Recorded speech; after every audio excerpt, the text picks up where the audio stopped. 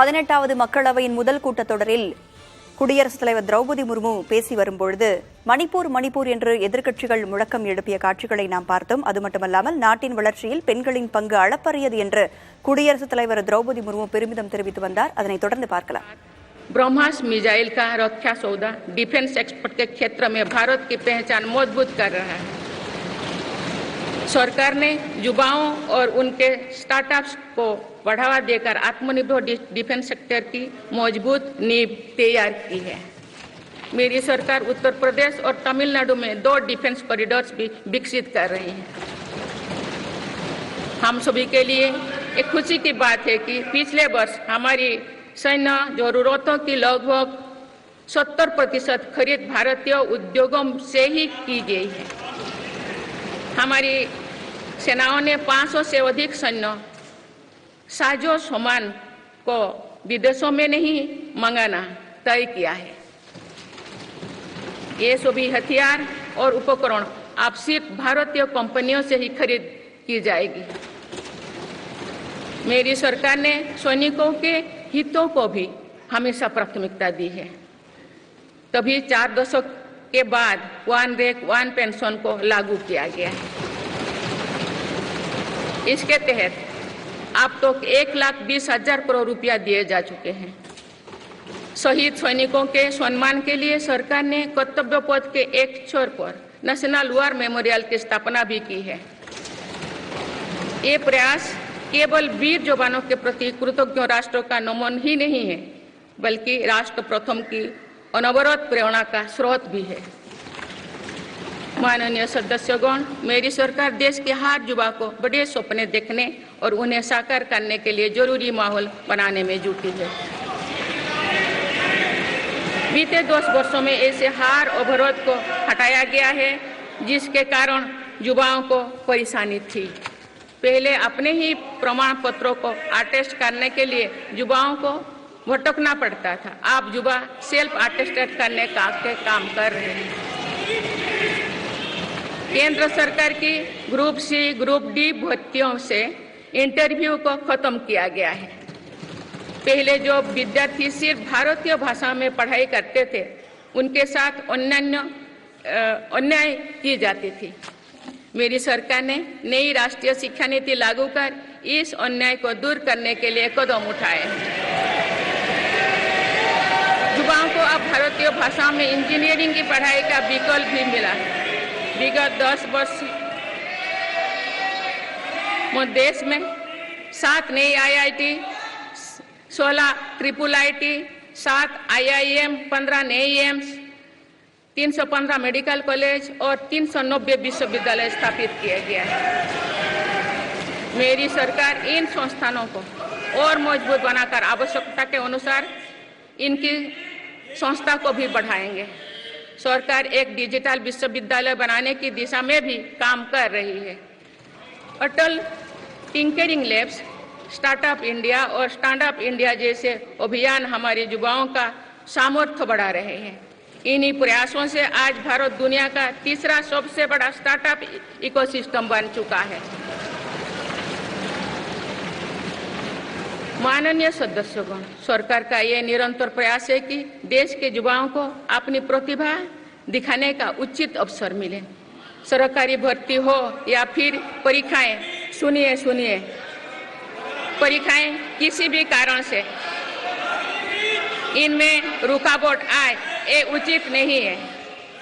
इनमें शुचिता और पारदर्शिता बहुत जरूरी है। हाल ही में कुछ परीक्षाओं में हुई पेपर लीक की घटनाओं की निष्पक्ष जांच और दोषियों को कड़ी से कड़ी सजा दिलवाने के लिए मेरी सरकार प्रतिबद्ध है। इससे पहले भी हमने देखा है कि कई राज्यों में पेपर लीक की घटनाएं होती रही है। इस पर दलीय राजनीति से ऊपर उठकर देशव्यापी ठोस उपाय करने की जरूरत है। संसद ने भी परीक्षा में होने वाली गड़बड़ियों के विरुद्ध एक सख्त कानून बनाया है। मेरी सरकार परीक्षाओं से जुड़ी संस्थाओं, उनके कामकाज के तरीके, परीक्षा प्रक्रिया, सभी में बड़ी सुधार करने की दिशा में काम कर रही है। माननीय सदस्यगण, मेरी सरकार ने युवाओं की राष्ट्र निर्माण में भागीदारी और बढ़ाने के लिए मेरा युवा भारत माय भारत अभियान की शुरुआत भी की है। इसमें अब तक 1.5 करोड़ से अधिक युवाओं का पंजीकरण हो चुका है। इस पहल से युवाओं में नेतृत्व कौशल और सेवा भावना का बीजारोपण होगा।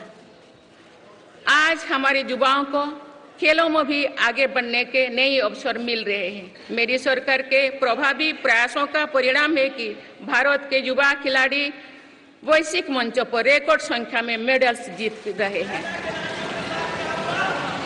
कुछ ही दिनों बाद पेरिस ओलंपिक्स में भी शुरू होने वाले जा रहे हैं।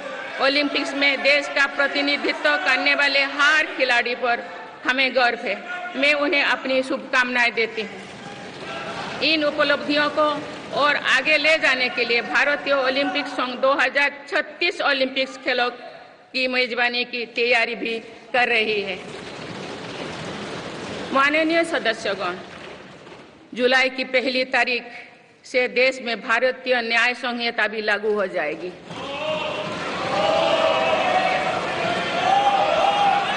अंग्रेजी राज में गुलामों को दौड़ देने की मानसिकता थी। दुर्भाग्य से आजादी के अनेक दशकों तक गुलामी के दौर की यही दंड व्यवस्था चलती रही। इसे बदलने की चर्चा अनेक दशकों से की जा रही थी, लेकिन ये साहस भी मेरी सरकार ने ही करके दिखाए हैं। अब दंड के जगह न्याय को प्राथमिकता होगी, जो हमारे संविधान की भी भावना है। इन नई कानूनों से न्याय प्रक्रिया में तेजी आएगी। आज जो देश अलग अलग क्षेत्रों में गुलामी की मानसिकता से मुक्त पा रहे हैं, तो ये उस दिशा में बहुत बड़ा कदम है और ये हमारे स्वतंत्रता सेनानियों की सच्ची श्रद्धांजलि भी है। मेरा सरकार ने सीएए कानून के तहत शरणार्थियों को नागरिकता देना शुरू कर दिया है। इससे बंटवारे से पीड़ित अनेक परिवारों के लिए सम्मान का जीवन जीना तय हुआ है। जिन परिवारों को सीएए के तहत नागरिकता मिली है, मैं उनके बेहतर भविष्य की कामना करती हूँ।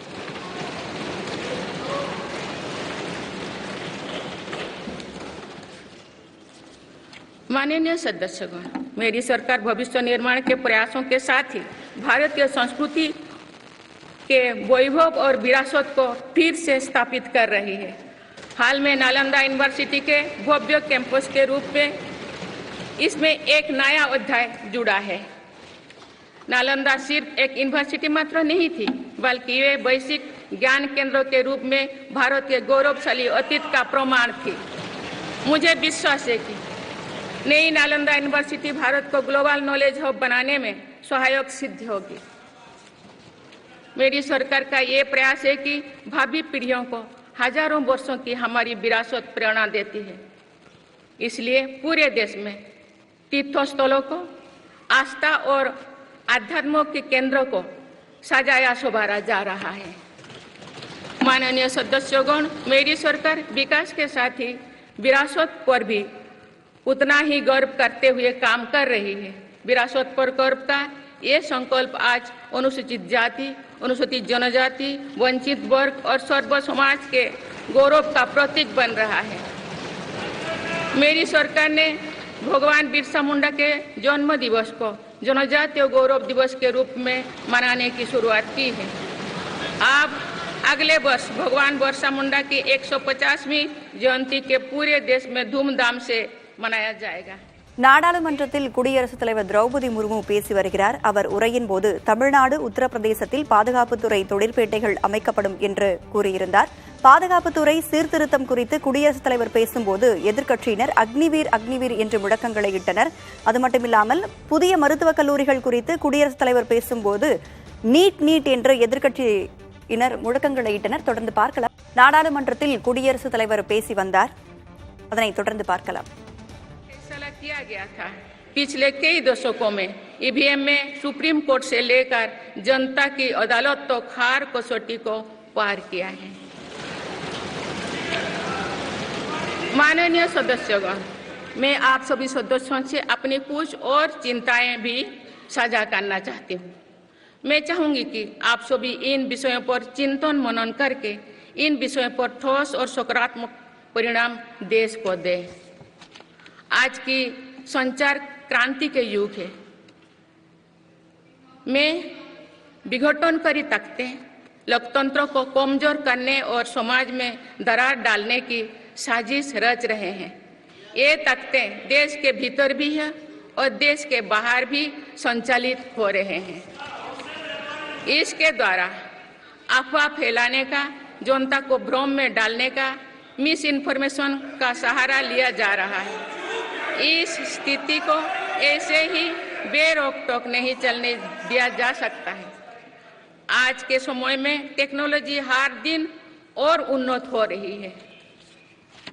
ऐसे में मानवता के विरुद्ध इनका गलत उपयोग बहुत घातक है। भारत ने विश्व मंच पर भी इन चिंताओं को प्रकट किया है और एक ग्लोबल फ्रेमवर्क की वकालत की है। हम सभी का दायित्व है कि इन प्रवृत्ति को रोके, इस चुनौती से निपटने के लिए नए रास्ते खोजें।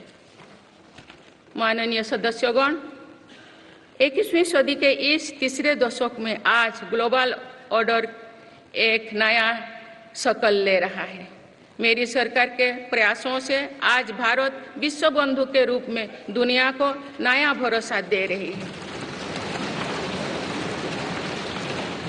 मानव केंद्रित अप्रोच रखने की वजह से भारत आज किसी भी संकट के समय फास्ट रेस्पॉन्डर और ग्लोबल साउथ की बुलंद आवाज बना है।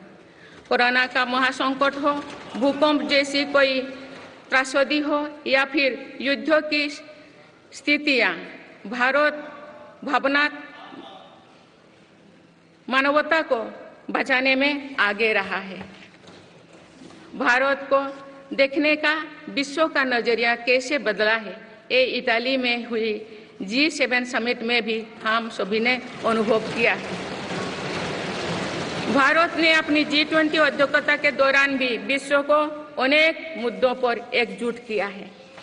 भारत की अध्यक्षता के दौरान ही अफ्रीकन यूनियन को G20 का स्थायी सदस्य बनाया गया है। इससे अफ्रीका महाद्वीप के साथ साथ पूरे ग्लोबल साउथ का भरोसा मजबूत हुआ है। नेबरहुड फास्ट पॉलिसी में चलते हुए भारत ने पड़ोसी देशों के साथ अपने रिश्तों को मजबूत किया है। 7 पड़ोसी देशों के नेताओं का 9 जून को केंद्रीय मंत्रिपरिषद के शपथ ग्रहण समारोह में भाग लेना मेरी सरकार की इस प्राथमिकता दर्शाते हैं। भारत सबका साथ सबका विकास की भावना के साथ इंडो पैसिफिक क्षेत्रों के देश के साथ भी सहयोग बढ़ा रही है। पूर्वी एशिया हो या फिर मिडिल ईस्ट और यूरोप, मेरी सरकार कनेक्टिविटी पर बहुल बल दे रही है। भारत के विजन ने ही India Middle East Europe economic corridor को आकार देना शुरू किया है। ये कॉरिडोर 21वीं सदी के सबसे बड़ी गेम चेंजर में एक सिद्ध होगा। माननीय सदस्यगण, आने वाला कुछ महीने में भारत एक गणतंत्र के रूप में 75वें वर्ष पूरी करने जा रहे हैं। भारत का संविधान बीते दशकों में हर चुनौती, हर कसौटी पर खरा उतरा है। जब संविधान बन रहा था तब भी दुनिया में ऐसे ताकतें थे जो भारत के असफल होने की कामना कर रही थी। देश में संविधान लागू होने के बाद भी संविधान पर अनेक बार हमले हुए हैं। आज 27 जून है। 25 जून 1975 को लागू हुआ आपातकाल संविधान पर सीधे हमले का सबसे बड़ा और काला अध्याय था।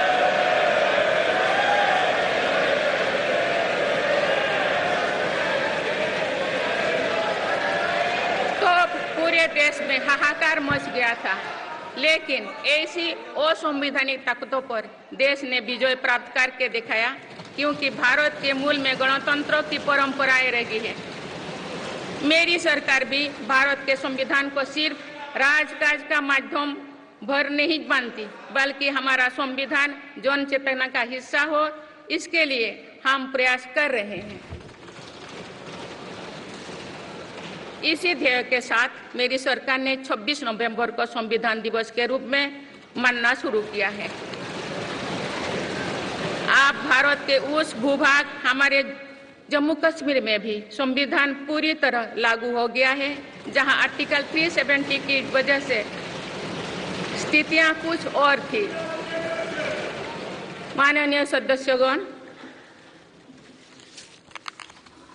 राष्ट्र की उपलब्धियों के निर्धारण इस बात से होता है कि हम अपने दायित्वों का निर्वहन कितनी निष्ठा से कर रहे हैं। 18वें लोकसभा में कई नए सदस्य पहली बार संसदीय प्रणाली का हिस्सा बने हैं। पुराने सदस्य भी नए उत्साह के साथ आए हैं। आप सभी जानते हैं कि आज का समय हर प्रकार से भारत के लिए बहुत अनुकूल है। आने वाले वर्षों में भारत की सरकार और संसद का क्या निर्णय लेती है, क्या नीतियां बनाती है, इस पर पूरा विश्व की नजर है। इस अनुकूल समय का अधिक से अधिक लाभ देश को मिले, ये दायित्व सरकार के साथ साथ संसद के हर सदस्य का भी होना चाहिए। पिछले 10 वर्षों में जो रिफॉर्म्स हुई है, जो नया आत्मविश्वास देश में आया है, इससे हम विकसित भारत बनाने के लिए नई गति प्राप्त कर चुके हैं। हम सभी को ये हमेशा ध्यान रखना है कि विकसित भारत का निर्माण देश के हर नागरिक की आकांक्षा है, संकल्प भी है। इस संकल्प की सिद्धि में अवरोध पैदा ना हो, ये हम सभी का दायित्व है भी, कर्तव्य भी है। नीतियों का विरोध और संसदीय कामकाज का विरोध दो भिन्न बातें हैं। जब संसद सुचारू रूप से चलती है, जब यहाँ स्वस्थ चर्चा परिचर्चा होती है, जब दूरगामी निर्णय होते हैं, तब लोगों का विश्वास सिर्फ सरकार ही नहीं, पूरी व्यवस्था पर बनता है। इसीलिए मुझे भरोसा है कि संसद के पल पल का सदुपयोग होगा, जनहित को प्राथमिकता मिलेगा। माननीय सदस्यगण, हमारे वेदों में हमारे ऋषियों ने हमें कुछ नीति बाणी दिए हैं, जैसे कि समान मंत्र हो, समिति ही समानी की प्रेरणा दी है। अर्थात हम एक समान विचार और लक्ष्य लेकर एक साथ काम करें। यही इस संसद की मूल भावना है। इसलिए जब भारत तीसरी नंबर की इकोनॉमी बनेगा, तो देश की इस सफलता में आपकी भी सहभागिता होगी। हम जब 2027 में आजादी की शताब्दी का उत्सव विकसित भारत के रूप में मनाएंगे, तो इस पीढ़ी को भी श्रेय मिलेगा। आज हमारे युवाओं में जो सामर्थ्य है, आज हमारे संकल्प में जो निष्ठा है, हमारी जो असंभव सी लगने वाली उपलब्धियां है, ये इस बात का प्रमाण है कि आने वाला दौर भारत का दौर है। ये सदी भारत की सदी है और इसका प्रभाव आने वाली 1000 वर्ष तक रहेगा।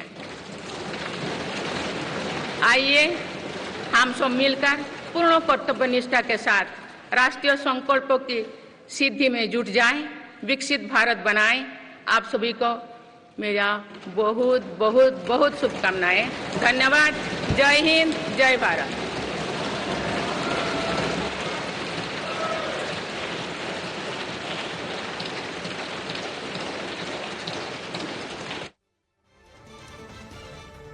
குடியரசுத் தலைவர் திரௌபதி முர்மு உரையாற்றிய காட்சிகளை பார்த்தோம். அந்த உரையின் போது வினாத்தாள் கசிவை தடுக்க கடும் நடவடிக்கை எடுக்கப்படும், பிர்சா முண்டாவின் 125வது ஆண்டு விழா கொண்டாடப்படும், தேர்தல் ஆணையத்தின் நம்பிக்கையை குலைக்கக்கூடாது, ஜனநாயகத்தின் நம்பிக்கையை தகர்க்க வேண்டாம் என்று பேசியிருக்கிறார். மேலும் நெருக்கடி நிலை குறித்து பேசும்பொழுது நாடாளுமன்றத்தில் சலசலப்பும் ஏற்பட்டது. தொடர்ந்து பார்க்கவிருக்கிறார்.